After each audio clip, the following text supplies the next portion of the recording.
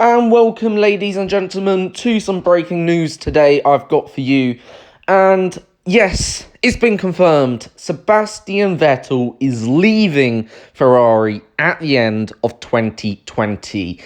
After 6 years of being with the red outfit, well, 5 actually completed, but after 6 years of being with Ferrari, Vettel has decided it's time not to hang up his racing helmet, but to depart ways from, obviously, Scuderia Ferrari. And today, obviously, is a bit of a sad day for me, being a Vettel fan, to see him leaving that team he so much really loved, due to the fact of Michael Schumacher. However, at the same time, I'm also pleased to see him move on, as well. But, it does come at quite a shocking time, especially during this extended off-season, due to the coronavirus, of course. It does come in such a weird times that we're living in. So, obviously, on one hand, I'm a bit shocked at the announcement. On one hand, I'm quite sad at the announcement. But on another sense, I'm actually quite optimistic this is the right decision for both Vettel and Ferrari. And we will come to that in a moment. But I just want to pay my tributes to Sebastian Vettel, his Ferrari career. And hopefully it will not be the end of Vettel's career in Formula 1. Hopefully he will stay around for a couple more seasons. I would like to see him stay and go elsewhere. And I will come to where I would like to see him go. But as I say, obviously, I just want to pay quick tribute to his Ferrari career. He came into that team in 2015 after a difficult 2014 season at Red Bull. And immediately he got off on the right foot, winning his second Grand Prix in the Ferrari team. He really did do really good in that 2015 season, actually. Really, really good, challenging the Mercedes. 3 wins that season. I think he got 1 pole position in Singapore that year as well, and was the first for non-Mercedes pole position of the hybrid era, which is also something of an achievement for Ferrari and Vettel. Then 2016 was a bit of a slump, but, they got back together in 2017, won 5 races, had plenty of success in that season, and again, they won 5 races together in 2018. But after, Sergio Mascherini's death, this is where I feel things fell apart in that Ferrari team. Obviously, they sacked Maurizio Arrivabene at the end of the year. At start of 2019 in January. Then replaced him with Matteo Binotto. And even though Matteo Binotto did say they were going to obviously prioritise Vettel in most 50-50 situations, however, I just got a sense Matteo Binotto was more for Charles Leclerc than he was for Sebastian Vettel. And, he wasn't really looking at Vettel in the same way Maurizio Arrivabene would have looked at Vettel. Maurizio loved his drivers, whereas I feel Matteo not so much. He may like, what Leclerc's doing. He's very, well-spoken of Leclerc. Okay, yes, he does speak up for Vettel, but not so much. I just didn't get the sense last season he really was 100% on Vettel, and it wasn't in his future plans for Vettel too heavily, and he didn't really care about Vettel. Vettel was just more of a marketing material, if that makes sense, last season, I felt, for Ferrari, and the same really this season. I just don't feel like, they were fully committed 100% behind Vettel Ferrari in either of the 2 seasons, which has hence lent Vettel to fall out of love with Formula 1 and fall out of love with Ferrari F1 as well, somewhat. And he's decided, he's not resigning a contract this season for Ferrari for the next 2 seasons, whatever. He's going elsewhere, and good on him. Now I'm going to have a quick look at his possibilities. First, we're going to discuss the dream team.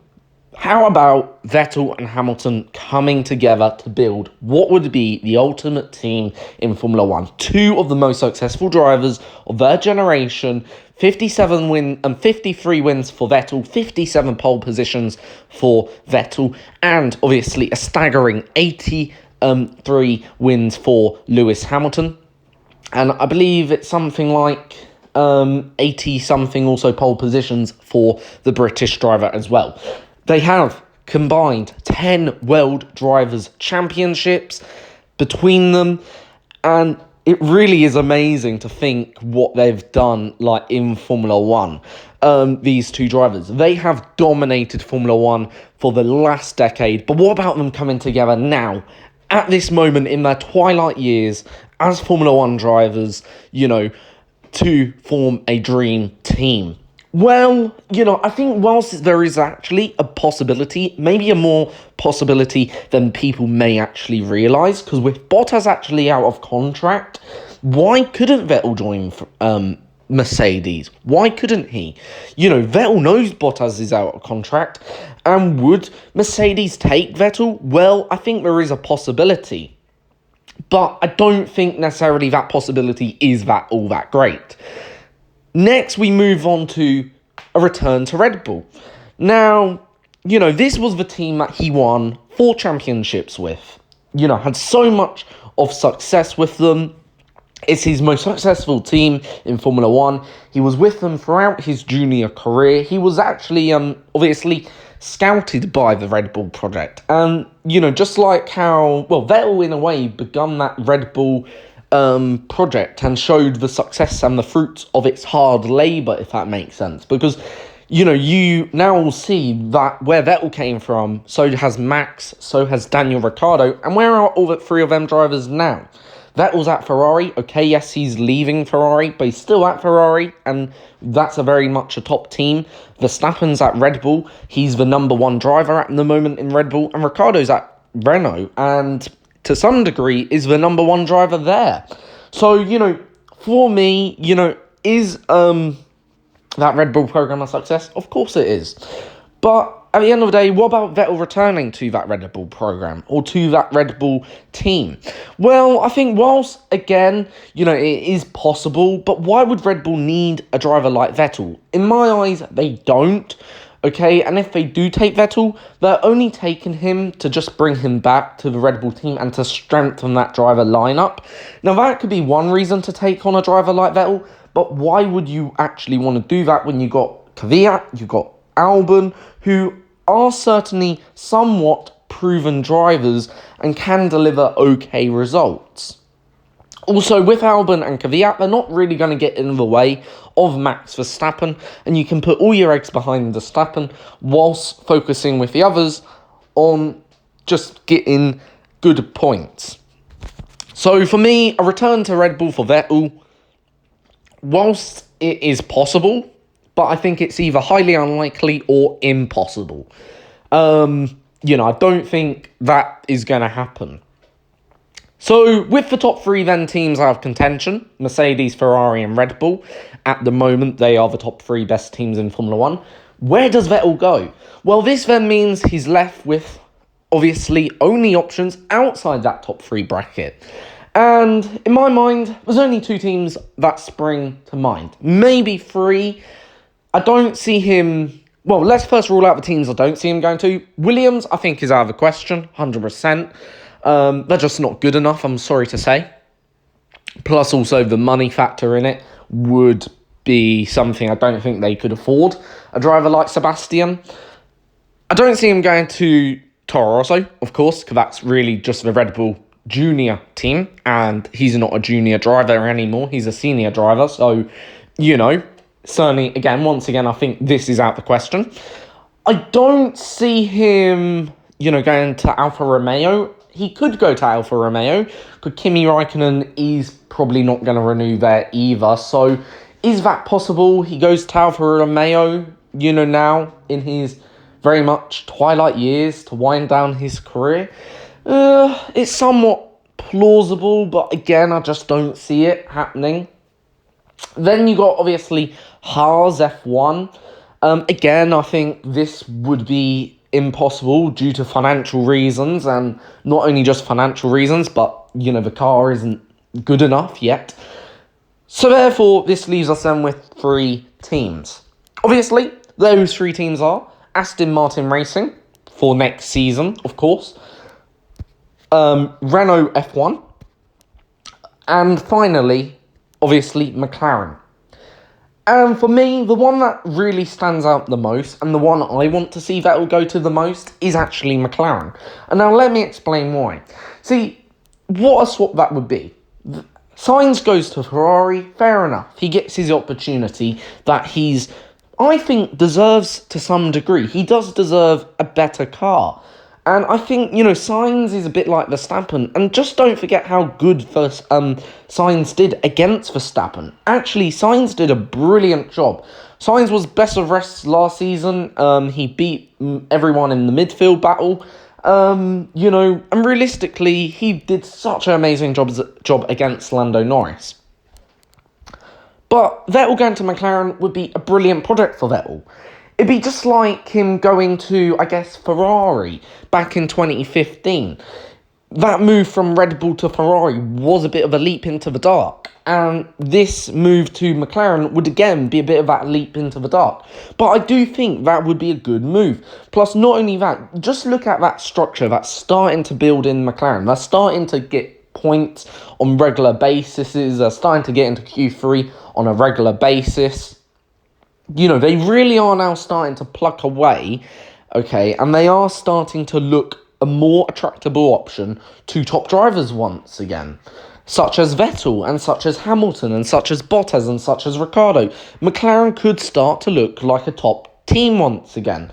And with Vettel coming in, with Andreas Seidel at the helm, with Zach Brown as CEO running it from a marketing perspective and doing all the good work and getting all that sponsorship into the team once again, okay, and with obviously James Key as the technical director, okay, and really designing his brilliant cars that we know James Key can design, that team looks really good. And don't forget, Mercedes engines for 2021, it just ticks all the right boxes in my eyes.